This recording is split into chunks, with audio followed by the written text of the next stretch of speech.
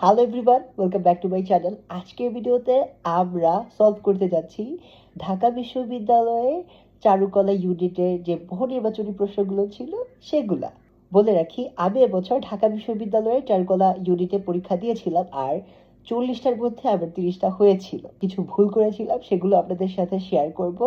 আর মোটামুটি কতবার পেলে চারুকলায় চান্স পেতে পারেন সেটা নিয়েও কথা বলবো আজকের ভিডিওতে। একটা জিনিস ক্লিয়ার করে ফেলি যে আপনি যদি মোটামুটি এমসিকিউতে 25 থেকে 30-এর মধ্যে মার্কস পান, ড্রয়িং পরীক্ষায় অবশ্যই 45 থেকে 55 পেতে হবে। তবে আপনার যদি কোটা থাকে সেক্ষেত্রে অন্য হিসাব। তো মেইনলি এরকম হয় ঢাকা বিশ্ববিদ্যালয়ের প্রশ্ন। এখানে অনেক ধরনের নিয়ম লেখা থাকে, যেগুলো হচ্ছে আমাদের পরীক্ষার হলে ঢুকেই আমাদের এগুলো দেখতে হয়। এটা সবার জন্য উপকারী, কারণ আমরা যারা চারুকলায় পরীক্ষার্থী আছি, চারুকলায় পরীক্ষা দিব, মোটামুটি সবাই বিভিন্ন বিশ্ববিদ্যালয়, যেমন রাজশাহী বিশ্ববিদ্যালয়, চট্টগ্রাম বিশ্ববিদ্যালয়, আসন্ন জাহাঙ্গীরনগর বিশ্ববিদ্যালয় এবং জগন্নাথ বিশ্ববিদ্যালয়ে পরীক্ষা দিব। সো আমাদের কিছু নিয়ম জানা অবশ্যই জরুরি। এই নিয়মগুলো নিয়ে না হয় আমি আরো একটা ভিডিও বানাবো। এই ভিডিওতে দেখালে ভিডিওটা লম্বা হবে, সেক্ষেত্রে এইটা আমি অ্যাড করছি না, ডিরেক্ট আমি কোয়েশ্চেনে জাম্প করি। আমি যে প্রশ্নপত্রটি পেয়েছিলাম, এই প্রশ্ন, আমার যে প্রথম প্রশ্নটা ছিল সেটা হচ্ছে মাইকেল মধুসূদন দত্ত প্রবর্তিত ছন্দের নাম। ঠিক আছে? তো প্রথমেই আমি ভুল করেছি। আমি আসলে খুব বেশি প্রেসারে ছিলাম, সবাই থাকে এটা। তো মাত্রাবৃত্ত দিয়েছিলাম, পরে আবার ভাই মনে আসলো এটা তো অবিত্রাক্ষর, কিন্তু ততক্ষণে তো আমি গোল্লা ভরাট করে ফেলেছি। এটা করা যাবে না। তাড়াহুড়া করে গোল্লা ভরাট করতে যাবেন না, ভেবে বুঝে এরপর গোল্লা ভরাট করবেন। তো এটার উত্তর হবে অবিত্রাক্ষর। আবার দ্বিতীয় প্রশ্নটা ছিল the plural form of ship is. তো এইটা আমি না একজনের কথা শুনে শিপেস দিয়েছিলাম, এটাও আমার ভুল হয়েছে। প্রথম দুইটাই আমি ভুল দেওয়া শুরু করছি, বাট এটা আমি পরে ভাবলাম ভাই শিপ একটা ডাউন। ডাউন বেশিরভাগ সময়, মানে অলওয়েজ মোটামুটি ডাউন পরিবর্তন হয় না, এইটার কোনো প্লুরাল ফর্ম ওরকম হবে না। আমি তো সিয়াম সিয়ামেস বলবো না, তাই না? সো এটা শিপই হবে অ্যান্সার। বলে রাখি, আমি ইংলিশে এক্সপার্ট না, আমি ইংলিশে সবচেয়ে বেশি দুর্বল। সামহাও আমি স্পোকেন ইংলিশে একটু ভালো, বাট আমার গ্রামার অত ভালো না। সো এটা নিয়ে আমি কিছু বলবো না বিস্তারিত। সেকেন্ড কোয়েশ্চেন ছিল কাজী নজরুল ইসলাম অভিনীত চলচ্চিত্র। এইটা খুবই সহজ, আমরা সবাই জানি, সেটা হচ্ছে Dhruv. And fourth question, feedback Stanford. এটা আমরা সবাই জানি ভাই, ওপিনিয়ন। আমাদের 5 নম্বর প্রশ্ন ছিল প্রদেশ প্রকৃত জন উপন্যাসের লেখক কে? শওকত আলী। এটা অনেকে শওকত ওসমান দাগিয়েছে, যারা দাগিয়েছেন ভুল হয়েছিল। আমাদের 6 number question, one who loves books is called. I know সবাই বুক লাভার দিয়েছেন, বাট এটা ভুল, এটার উত্তর খ। 2 নম্বর হবে এই যে বিলো ফিল সামথিং কিছু একটা লেখা আছে, এইটা হবে। এটা আমি আন্দাজ করে দেখাইছিলাম, to be very honest, but এটা হয়ে গেছে ভাই। আমাদের 7 নম্বর প্রশ্ন, বাংলাদেশের রাষ্ট্রীয় মনোগ্রামে তারকা চিহ্নের সংখ্যা কতটি?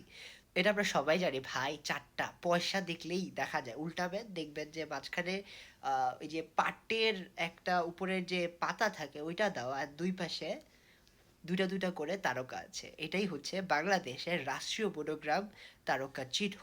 8 নম্বর প্রশ্ন, বাবা বাড়ি নেই বাক্যটির কারক বিভক্তি।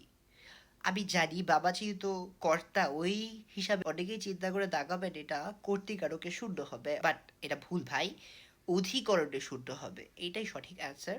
আমাদের নেক্সট কোয়েশ্চেন, উত্তরা গণভবন কোন জেলায় অবস্থিত? এটা বেসিক একটা কোয়েশ্চেন, নাটোরে। তাও কেন জানি আমি দেখেছি আমার আশপাশে অনেকেই নীলফামারী দেখিয়েছে। একটা কথা বলি, এইবার ঢাকা বিশ্ববিদ্যালয়ের চারুকলার প্রশ্ন একটু অন্যরকম হয়েছে। যেমন আমাদের চারুকলা রিলেটেড কোয়েশ্চেন খুবই কম ছিল। বলা যায় যাদের নর্মাল যে জিকে আমরা পড়ি সেইটার নলেজ ভালো, প্লাস বেসিক ভালো, মোটামুটি তারা ভালো করারই কথা। আর ইংলিশ খুবই সহজ হয়েছে। আমাদের 10 নম্বর প্রশ্ন, সংগ্রাম তৈলচিত্রটি কে এঁকেছেন? ভাই ঢাকা ভার্সিটিতে পরীক্ষা দিবেন, অথবা আপনি যে কোনো জায়গায় চারুকলায় পরীক্ষা দিবেন, জয়নুল আবেদিন স্যারকে আপনি কোনোভাবে ইগনোর করতে পারবেন না। আমরা সবাই জানি সংগ্রাম তৈলচিত্রটি এঁকেছেন জয়নুল আবেদিন স্যার। এই যে এটা হচ্ছে আমাদের চিত্রটা। হরনের বিপরীত শব্দ কি? খুবই সহজ, পূরণ। 12 নম্বর প্রশ্ন, প্রথম এশীয় চারুকলা প্রদর্শনীতে গ্র্যান্ড অ্যাওয়ার্ড অর্জনকারী শিল্পী। ভাই টু বি ভেরি অনেস্ট, এটা আমি জানি না, এটা কোনো জায়গায় পাইও নাই। অ্যান্ড মোটামুটি দেখছি যেটা কেউই পায় নাই। আপনি যদি পেয়ে থাকেন, আপনি যদি জেনে থাকেন, আপনার এটা যদি হয়ে থাকে, অবশ্যই কমেন্ট করে জানাবেন। 13 নম্বর প্রশ্ন, রিক্সা শব্দটির উৎস ভাষা। আমরা সবাই জানি ভাই, রিক্সা হচ্ছে জাপানি ভাষা। নন্দন শব্দটির সামর্থক শব্দ কি? এখানে অনেকেই শৌখিনতা বিলাস এগুলো দাগিয়েছেন, বাট নন্দন কিন্তু বাগানকে বুঝি। সো বাগান কিন্তু করা হয় সৌন্দর্যের জন্য। এটা আমি একটু হালকা ভেবে দেন দাগাইছিলাম, এটা আমি জানতাম না যে নন্দনের শব্দটি সমর্থক শব্দ সুন্দর হতে পারে। বাট আমি ভাবলাম যে বাগান তো ইউজুয়ালি সৌন্দর্যের জন্য করা হয়, সো নন্দন কানন পড়ি আমরা, সেই কথা চিন্তা করে আমি হচ্ছে এটাতে সৌন্দর্য দাগিয়েছিলাম, এটা আমারটা হয়েছিল। আমাদের 15 নম্বর প্রশ্ন ছিল মুক্তিযুদ্ধের স্মৃতি ভাস্কর্য। এইটা ভাই আমাদের কলা অনুষদের সামনেই আছে, অপর্যায় বাংলা। আমরা সবাই জানি, আশা করি এটা সবারই হয়েছে। আর এটা যারা না জানে তাদের চারুকলায় পরীক্ষা দেওয়ার দরকার নাই ভাই, দরকার নাই। এরপর 16 নম্বর কোয়েশ্চেন, এটা আমরা যারা 6-7 এটা বিজ্ঞান পড়েছি তাদের জানার কথা কিংবা পারার কথা। হোমো সাপিয়েন্স শব্দটির অর্থ হচ্ছে বুদ্ধিমান মানুষ। মজার ব্যাপার, আমি পরীক্ষা দিতে যেদিন যাবো ওই দিন সকালেই এটা আমি সামহাও পড়েছিলাম, অ্যান্ড এটা এসেছে। অলসো ওই সংগ্রাম যেই চিত্রটা, এটার কথা আমি পড়েছিলাম। অ্যান্ড রাষ্ট্রীয় মনোগ্রাম এটাও পড়েছিলাম। সাম্প্রতিক তো দেখেছিলাম, সাম্প্রতিক আমার সবই ভাই কমেন্ট ছিল। 17 নম্বর প্রশ্ন ছিল সঠিক বানান দিয়ে। এটার ক নম্বর অ্যান্সার হবে নিয়মানু বর্তিতা। আমাদের 18 নম্বর প্রশ্ন, the fresh in high speed beats. এটা আমি চেয়ারফুল দাগিয়েছিলাম, কারণ উত্তেজনা অ্যান্ড হাই স্পিড ওইটা চিন্তা করে। একটা জিনিস বলি, তোমরা অলওয়েজ যদি কমন না পড়ে অথবা সামহাউ তোমরা কম দাগিয়েছো, অত কমন পাওনি, তো তখন কি করবে? একটু প্রশ্নগুলো দেখে না একটু মাথাও খাটানোর চেষ্টা করবে। কিছু জিনিস আমরা যদি কমন সেন্স কাজে লাগাই হয়ে যাবে। তবে এটা বলে রাখি, একান্তই শিওর না হয়ে আন্দাজি দাগাইতে যায়ও না, তাইলে কিন্তু সমস্যা আছে। 19 নম্বর প্রশ্ন, এটা হচ্ছে জুলাই বিপ্লব নিয়ে, যেটা সাম্প্রতিক ছিল আমাদের, যেটা আমরা জুবাইর সিরিজের সাম্প্রতিক এক পড়েছি, সবাই জানি। এটা ছাড়াও আমাদের জানাই আছে জুলাই বিপ্লবের প্রথম শহীদ কে। আমরা সবাই জানি আবু সাইদ। এটার মধ্যে না একটু বিতর্ক আছে, অনেকের মতে এটা ওয়াসিম আকরাম, অনেকের মতে এটা আবু সাইদ। আমি যেহেতু আমার সাম্প্রতিক বইটাতে আবু সাইদ পড়েছিলাম, সেক্ষেত্রে আমি আবু সাইদই দাগিয়েছিলান। লেটস সি চারুকলার রেজাল্ট দেওয়ার পর কি দেখা যায় এটার উত্তর। তবে আবু সাইদ হওয়ারই কথা। আমাদের 20 নম্বর প্রশ্ন, আইএসবিএন যে বিষয়ের সঙ্গে সম্পর্কিত। এটা অনেকেই জাতিসংঘের শান্তিরক্ষা বাহিনী দাগিয়েছেন, টিভি চ্যানেলও দাগিয়েছেন। ভুল ভাই ভুল, এটা হবে বই ও প্রকাশনা। আমাদের 12 নম্বর প্রশ্ন, ভাই এটা চারুকলা রিলেটেড। লিওনার্দো দা ভিঞ্চির লাস্ট সাপার এর মূল চরিত্র কি ছিল? যিশু খ্রিস্ট ছিল। 22 নম্বর প্রশ্ন, চুজ দ্য কারেক্ট স্পেলিং। এটার কারেক্ট স্পেলিং হবে খ নাম্বার গ্রাফিটি। আমাদের 23 নম্বর প্রশ্ন ছিল ডক্টর মোহাম্মদ ইউনুসকে নিয়ে।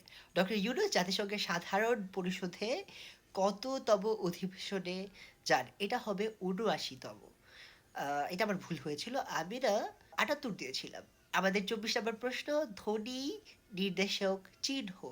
যারা যারা মাত্রা স্বর কমা দাগিয়েছেন ভুল করেছেন, এটার উত্তর হবে বর্ণ।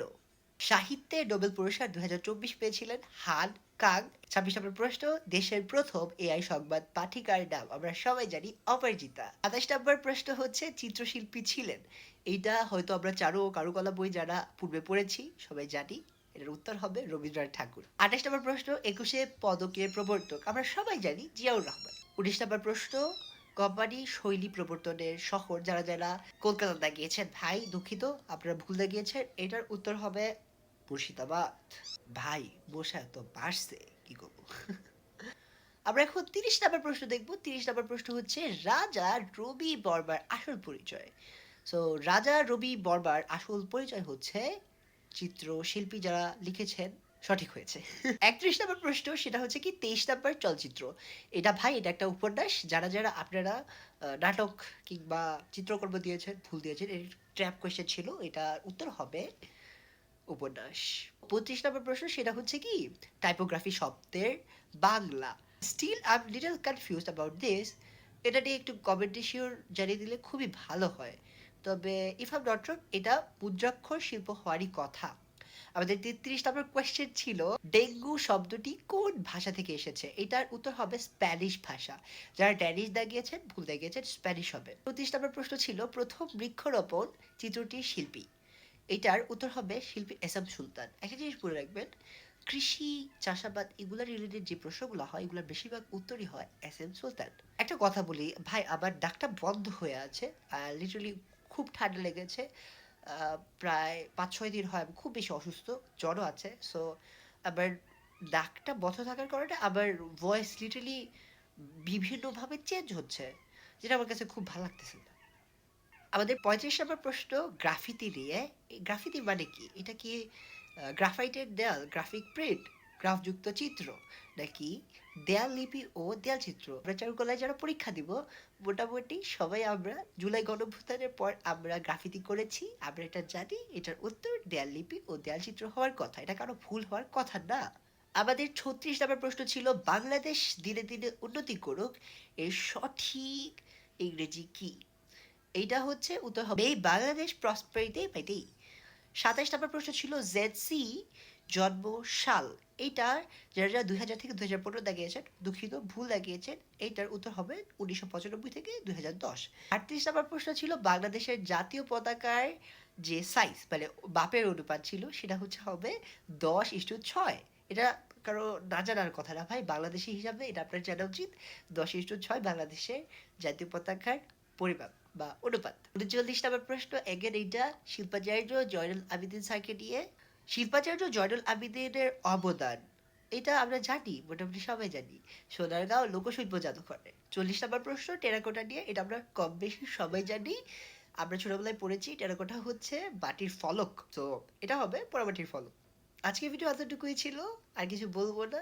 জাস্ট একটা জিনিস বলতে চাই, আজকে পুরো ভিডিওটাতে আমার ভয়েস লিটারলি আপ ডাউন এক এক রকম আপনারা হয়তো শুনতে পেয়েছেন। এর অন্যতম কারণ ছিল আমার নাকটা বন্ধ, আমি যখন কথা বলি সামহাউ মুভিটা হচ্ছে নাকটা একটু ক্লিয়ার হয়, এগেইন আবার লেগে যায়, এরকম হয়। খুবই বাজে একটা অবস্থা, 4-5 দিন ধরে অসুস্থ ভাই, জ্বর ঠান্ডা একাকার অবস্থা। কয়েকদিন পর আবার ক্ষয়উটের পরীক্ষা ঢাকা ভার্সিটিতে জগন্নাথে, এগেইন চারুকলা পরীক্ষা আছে। আমি কিভাবে কি করবো আমি জানি না। আমি কিন্তু চারুকলায় পরীক্ষা দেওয়ার মোটামুটি 15 দিন আগে এটা ডিসাইড করেছিলাম যে আমি চারুকলায় পড়বো, বাট আমার কোনো ইচ্ছা ছিল না। আমি কিভাবে সিদ্ধান্ত নিয়েছি এটা নিয়ে আমি ভিডিও শেয়ার করবো, প্লাস আপনাদেরকে আমি কি কি নিয়ে প্যারা খেয়েছি পরীক্ষা দিতে যে, কিংবা কি কি বই নিয়ে প্যারা খেয়েছি, যাতে আপনাদের পরবর্তী পরীক্ষাগুলোতে এটা নিয়ে প্যারা খাইতে না হয়, সেজন্য আমি কিছু টিপস দিতে পারি। অ্যান্ড আমার এই যে আমাদের যে রেখাচিত্র আঁকতে হয় এটা ঢাকা ভার্সিটিতে এসেছিল, এইটার গল্পটা করব। আমার সাথে থাকবেন ইনশাল্লাহ, দেখা হচ্ছে খুব শীঘ্রই।